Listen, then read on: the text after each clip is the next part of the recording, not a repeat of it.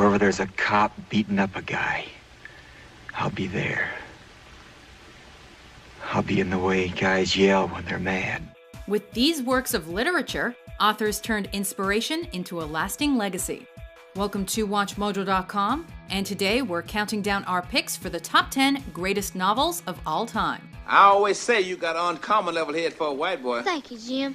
While self-help books and short stories are appreciated, our list focuses on novels by one specific author, which means the Bible failed to make the cut, as did a work like Hamlet, which is a play and not a novel. I do not know why yet I live to say this thing's to do.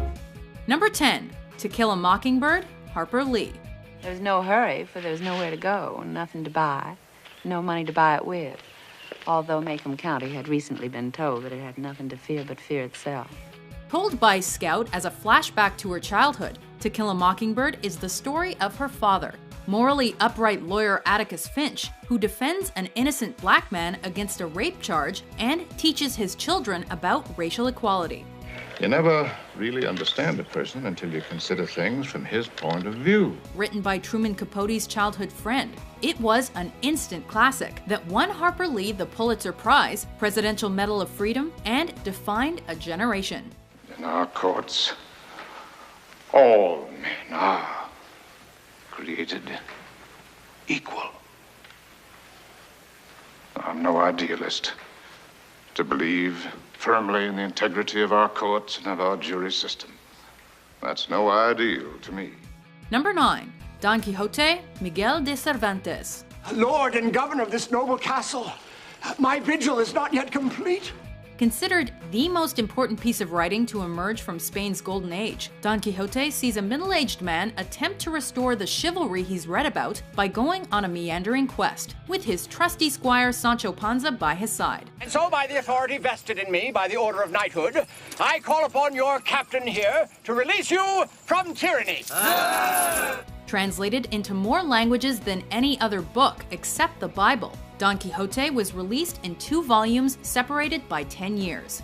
With shifting moralities, perspectives, and narrations, this tale of honor and romance influenced many novels that followed it, including Alexandre Dumas' The Three Musketeers and Mark Twain's Adventures of Huckleberry Finn.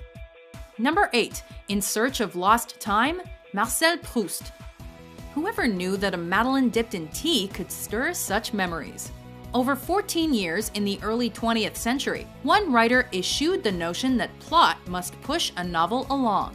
Proust's 7 volumes of towering prose, originally titled À la recherche du temps perdu, pervaded the collective consciousness of readers, with dreamy imagery and reflective prose. Involuntary memory is the theme at the heart of the novel, with human senses guiding the narrative.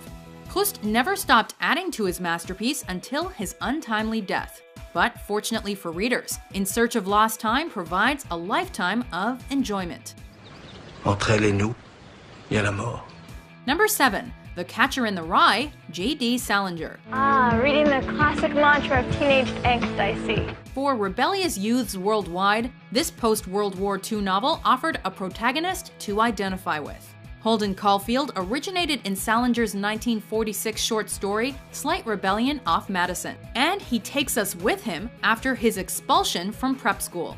With teen angst and disaffectation at its core, The Catcher in the Rye was controversial as it featured slang, cursing, and open discussions of teen sexuality. Page 2, my brother's in Hollywood being a prostitute.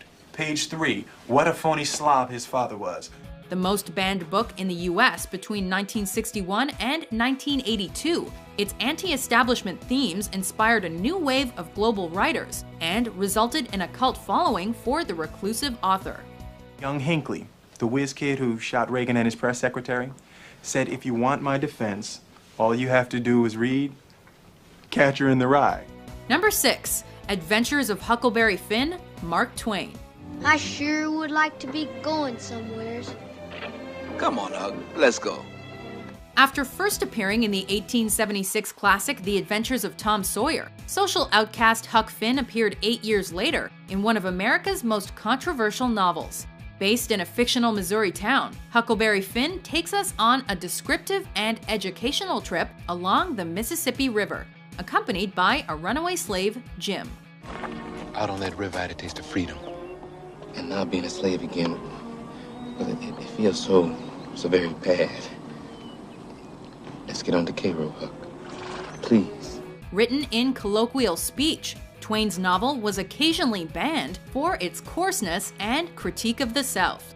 However, its sometimes satirical exploration of racism and societal pressures in pre-Civil War America opened the door for endless debate regarding ethical and cultural conflicts. Why'd you come and get me? 'Cause you're my friend, Jim. Number 5. Lolita, Vladimir Nabokov. Listen, didn't you have a daughter? Didn't you have a daughter with a lovely name? Yeah, a lovely, what was it now? A lovely lyrical, lilting name like, Lolita.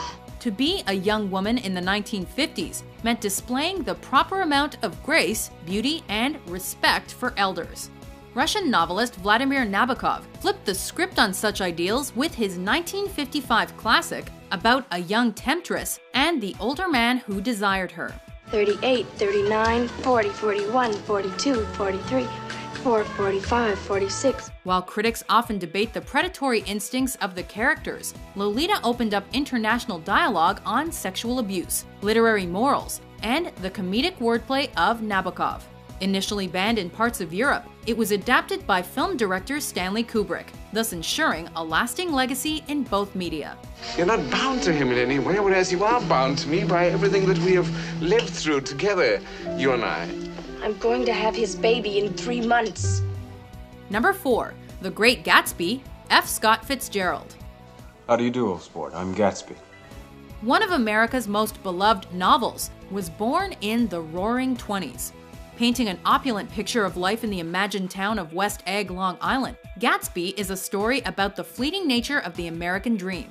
Look here, what's your opinion of me anyhow? I hadn't really thought about it. With the enigmatic Jay Gatsby and his fixation with Daisy Buchanan at its center, Fitzgerald's story of new money and love lost was not an immediate hit, only selling 20,000 copies in its first year. But following World War II, the story of flapper culture was reborn and found its way into high schools and popular culture. You can't repeat the past. Can't repeat the past. Of course you can.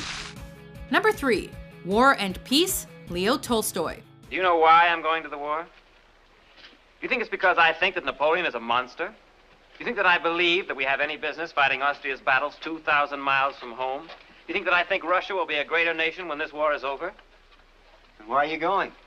Because I'm married to one of the most loving and honorable and attractive women in Moscow, and I can't stand it. Long before the word epic became associated with viral videos, it was the perfect way to describe this 1869 Russian novel of incomparable power. Tolstoy undertook astounding historical research for War and Peace, acutely examining the French invasion of Russia, while at the same time blending history with fiction into a work that defies categorization. Oh, where are you going?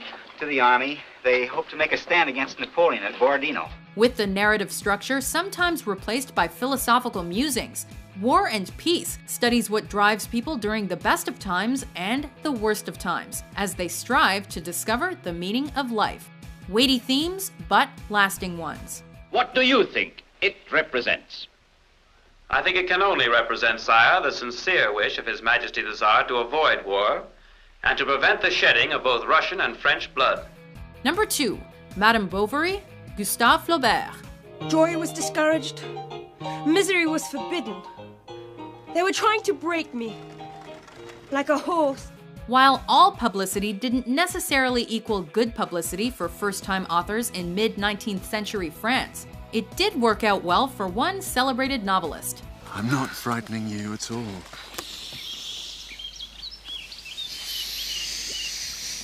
Gustave Flaubert's 1856 tale of rural life and bourgeois aspirations caught the attention of readers, but the sexual conquests of its leading lady rubbed many the wrong way. I have a lover.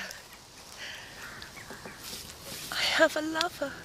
The French author was ultimately acquitted of any wrongdoing, as the focus shifted to his tight narrative structure, exquisite details, and juxtaposition of reality versus imagination.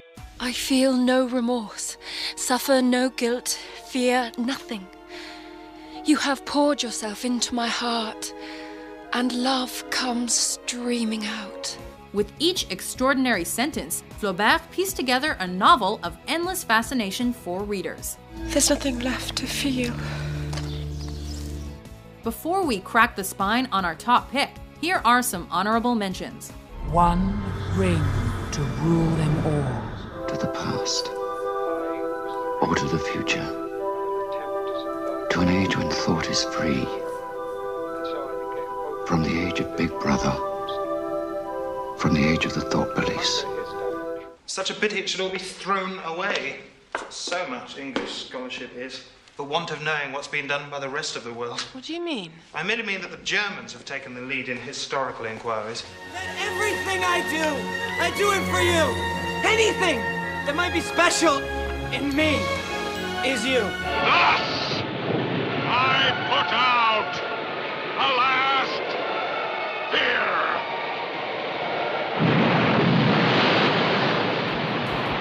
Number 1. Anna Karenina, Leo Tolstoy. Anna! With what he called his first true novel, Tolstoy not only pierced the collective consciousness of his native Russia, he also developed techniques that inspired literary realism and writers worldwide. As soon as we hear about the divorce, we'll get married, and then you won't have to torture yourself any longer. Set against the transformation in Russian culture occurring in the late 1800s, Anna Karenina is on the surface a story of infidelity and self-examination, with family, faith, and death anchoring the plot as well. Why did I give all this up? All this jolly life? For what? Pioneering the use of stream of consciousness to sinuously weave together tenuously associated thoughts, Anna Karenina is an astounding display of realism that stands as the supreme giant of literature. What's the matter, Anna? Is something wrong? No. No, I have to go to the station. Oh, then goodbye, Anna. A pleasant journey. I'm sorry that Don't bother. Goodbye. Do you agree with our list? What's your favorite novel of all time? For more mind-blowing top 10s published every day, be sure to subscribe to WatchMojo.com. From hell's hot ice apathy!